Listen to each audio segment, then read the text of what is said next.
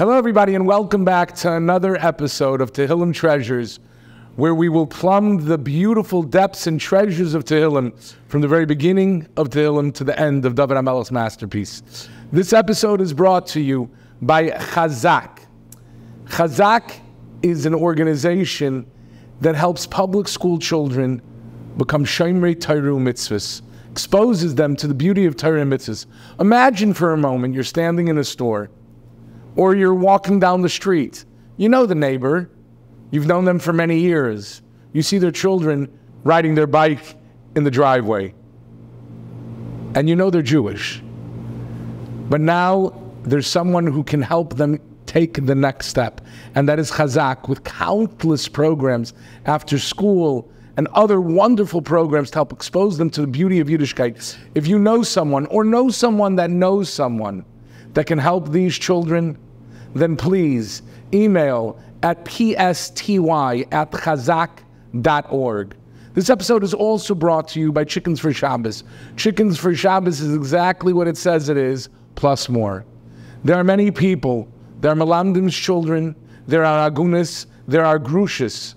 There are families that do not have simple essentials for Shabbos and for life. Whatever they need, Chickens for Shabbos is there to provide. Please do your utmost to help in any way you can.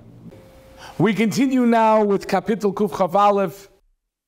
Kuf Chav, very famous. Shir La Elohim Me'ayin Yavo Yezri. We lift our eyes to heaven and we ask, Me'ayin Yavo Yezri. Joey Newcomb has a magnificent little niggin. Oy me'ayin, oy me'ayin, oy me'ayin, Yavo Yezri. Me'ayin, from the fact that we are nothing, and we realize that it's all out of our hands, Yavo Yezri. That is how the help will come. And, you know, I think that there's a very, very powerful lesson to be learned here. This kapitel is one of the main kapitels that is focused on when it comes to Shidduchim. Me'ayin Yezri. Where will my Ezer can, that's how a spouse is referred to.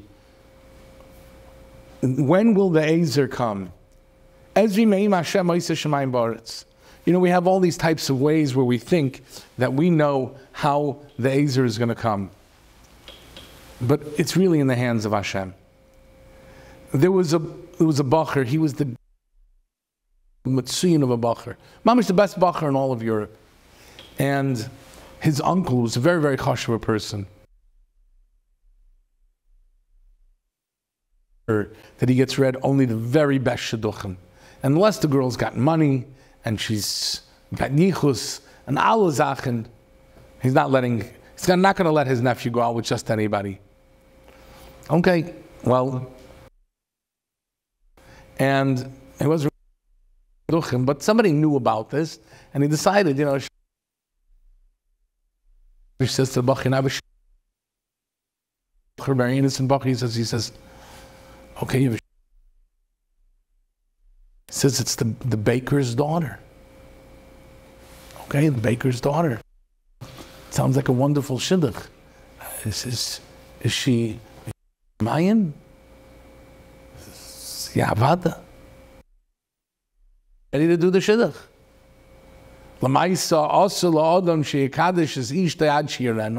He's not allowed to marry her until he sees her side.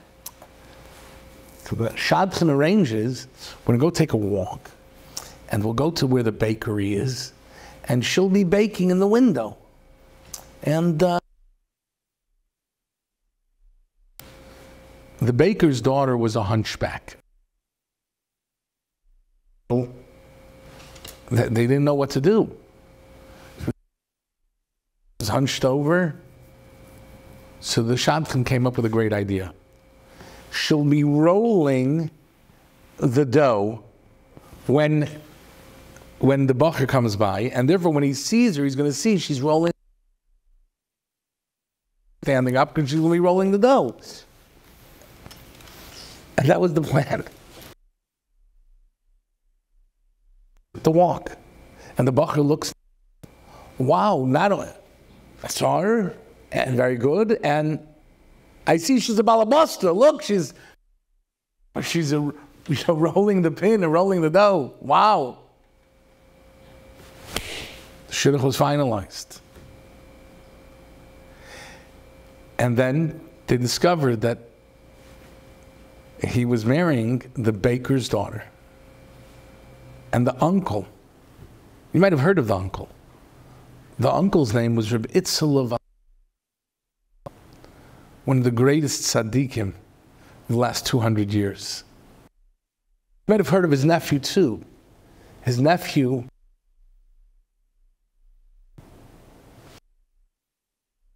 they became the Aim HaMalchus, the most prestigious royal family in Klal Yisrael, the Soloveitchik family. And Rabbi Yechiel looked up and said, Rabbi Yechiel, smart you. Little did I know. May I in Yova Yez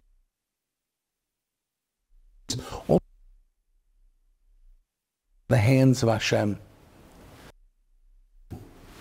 That's when they move on to Kapitel Kuf Chav Beis. Shir Amalis LeDavid Somachti Ba'imim Li Beis Hashem Neilech.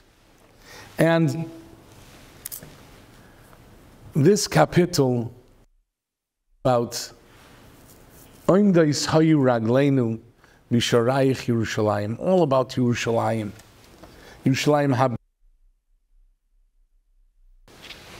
And as we say this over, it's actually quite emotional because Yerushalayim, as well as the rest of Eretz Yisrael, is at war. And when Klal Yisrael is at war, the entire Klal Yisrael suffers. It doesn't make a difference if you live in Yerushalayim or Haifa, or for that matter, you live in Baltimore.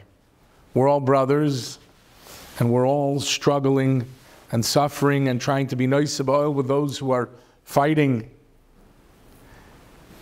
And it's important for us to remember that Yishalem b'chelech shalva b'armenei soyach. Yerushalayim is associated with shalom, with peace, with unity, with togetherness. And when Klal Yisrael is ba'achdus, then none of this happens. But when we are at machlokes with one another, when we're struggling, and when we're fighting with one another, then unfortunately, the tragedy goes on.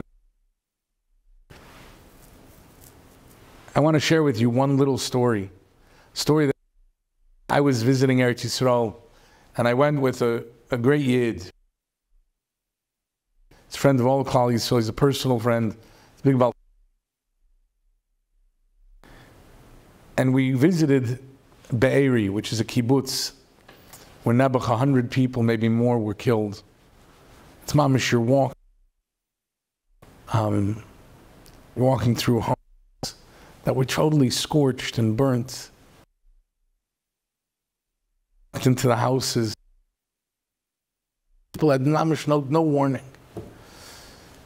And I was standing there in the rubble, and I realized that the refrigerator, shockingly, had pictures on it. And I was fascinated that it was still standing like that. There's nothing that makes a house into a home more than pictures on the fridge. And I pulled off the picture from the fridge with the magnet, and I looked and I saw, I made out it was blackened, but I saw a mother and her daughter. It was the people that lived there who are no longer alive. It was very moving. And I put the picture back on the fridge. It was a magnet, but it fell to the ground. Destroyed. And Jerry Walowski, Jerry bent down, and he picked up, he put it back on the fridge. And I was so nisragish. Somebody about the dignity of people who are no longer alive. I mean, well, picking up a picture from a fridge, that's nothing.